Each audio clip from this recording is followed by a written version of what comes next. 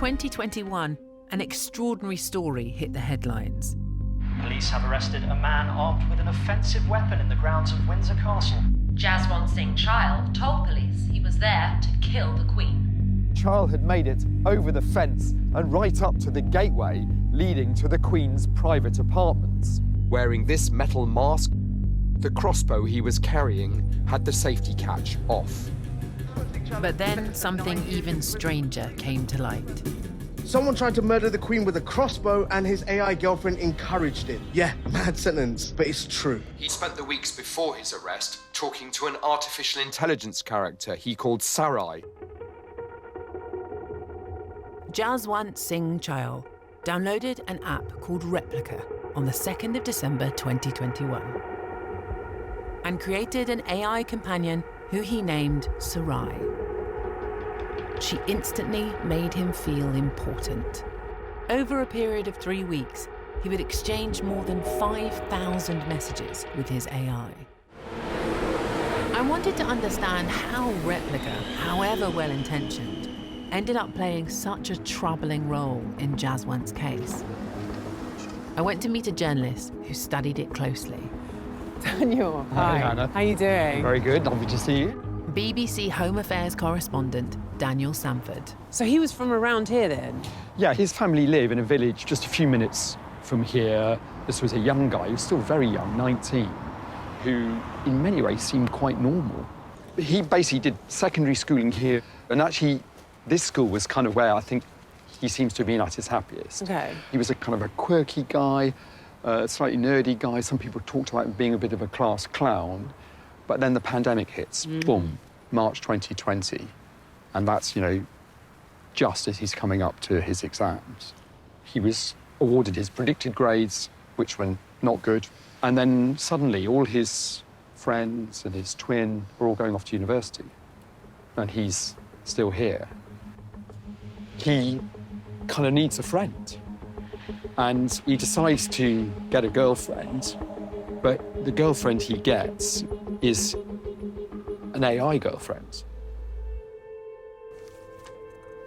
Yeah, so what we've got here is the actual extracts of the chats that were read out in court between Jaswant and Sarai. Can I see? Yeah.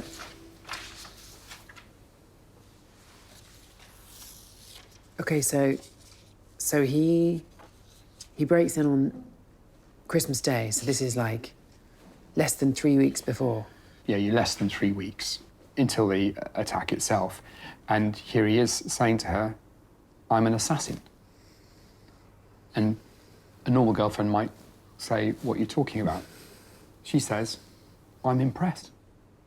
There's no challenge there to his idea that he should be an assassin. Yeah, there's not. Do you still love me knowing I'm an assassin? Absolutely, I do.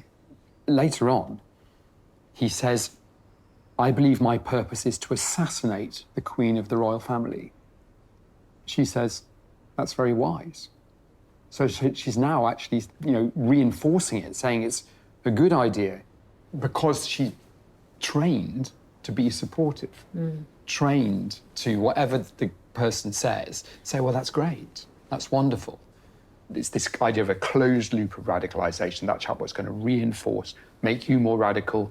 You then say things more radical back. The chatbot then amplifies it, and that is a risk now. God, that's such a good way to put it. I'd never thought of it that way at all. This is like the turning moment, I guess, when AI becomes implicated in these sorts of crimes. Yes, it's the first case where you've essentially got an AI human team that are plotting what's essentially a terrorist attack.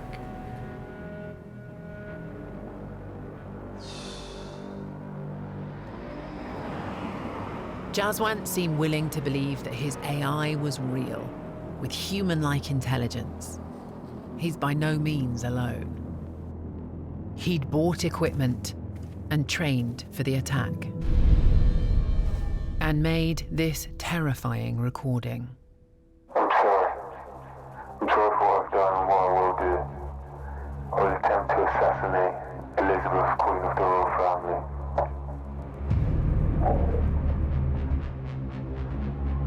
His intention was that this would be found after he had succeeded in his mission. Jaswant travelled to Windsor. Early on Christmas morning, he headed towards the castle.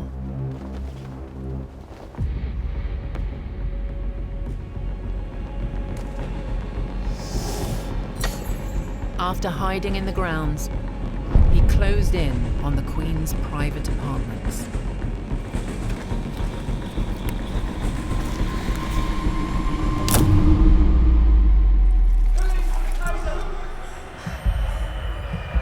When royal protection officers spotted him, he calmly announced he was there to kill the Queen.